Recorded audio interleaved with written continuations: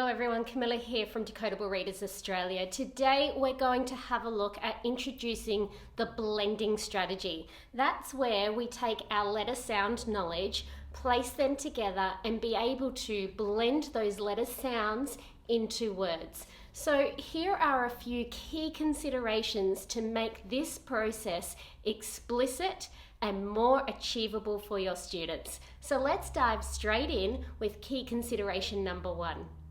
The first key consideration is the explicit teaching model. I do, we do, you do.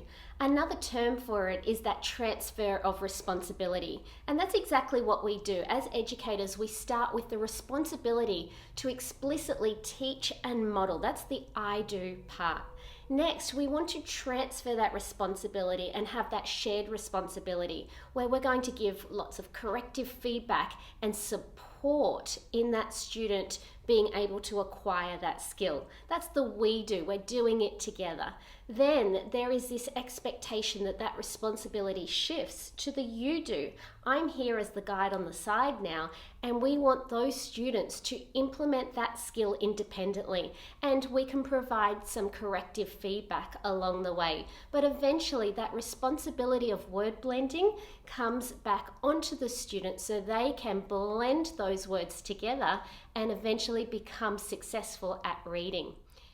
So our next key consideration is to begin the blending process using continuant sounds. Now what that means is words that begin with sounds that can be easily stretched. Now in the sounds that are being introduced, even from our level 1, our SATPIN sounds, we've got the S and the N that are stretchy sounds. It is important to start the blending process using words with those stretchy sounds, words like sat and sit and nan and nut.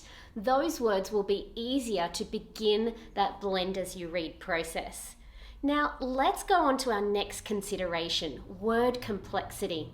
Like learning anything new, you need to be able to break down the process into very simple steps and then building complexity. And that's what we do with word blending. We start using 2 and 3 sounds and being able to blend those together. Then we move up in complexity and add another sound. So we're blending 4 sounds and 5 sounds. And then the ultimate goal of being able to decode multisyllabic words. But it all starts with bringing it down to the most simple. And here at Decodable Readers Australia, our Sounds of Reading toolkits provide word blending cards that build in that complexity. Move from words to sentences to books or texts. It's really important that students get this practice at word level before jumping straight into a text. A text can sometimes be overwhelming with the amount of words on the page or lots of things going on. When students have success at word level and build complexity there, then transfer that to some sentence work and have success there. By the time that they get to that cumulative practice and build with fluency and expression at book level, it's important that they have success there as well. Jumping straight into book level can sometimes be like pulling teeth because it can be overwhelming, it can be stressful for especially your vulnerable students. So we need to set our students up for success. Now here in our Sounds of Reading toolkits, in all of our levels, we have what we call word warm-ups. Now these word warm-ups are a great tool to build success for your students that are going to be connected to the text. The word warm-ups start at sound level, just getting that letter sound correspondence knowledge out and making sure that they have success there.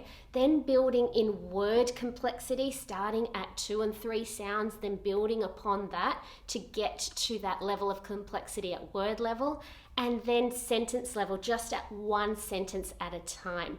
Now these word warm-ups from our different level kits allow students that success, and by the time they get to the book, which they are connected, they will have success at book level as well. The next key consideration is spaced retrieval practice. This is the most crucial. It takes time to transfer that responsibility, and students require loads of practice at sound level, at letter sound level, at word level, and at text level. So we need spaced retrieval practice. Spaced retrieval practice requires an educator to plan short and frequent review and practice sessions, to practice over extended periods of time, and incorporate old material with new information. Just because you've explicitly taught something and students have engaged in a shared experience does not always result in mastery. Students require loads of practice over extended periods of time, and most importantly, cumulative practice. So for example, if I'm introducing level 2 sounds, I need to make sure level 1 is incorporated as well, using the old with the new. And it's that cumulative practice over time of introducing new sound sets and having mastery of the old and embed those into that new learning. Students require so much practice at sound level, at word level, at text level. And here at Decodable Readers Australia, we have loads of activities to engage your students effectively and add some multi-sensory fun into the learning process. So check out some of the activities that we have as part of our Sounds of Reading toolkit.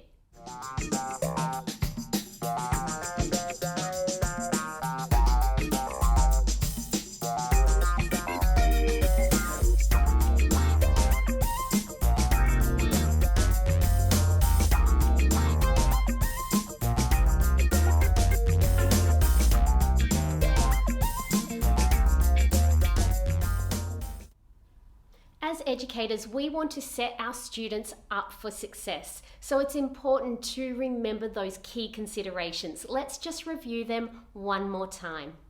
Explicitly teaching through the I do, we do, you do model. Start with the easier sounds of continuants, those sounds that are easily stretched and blended.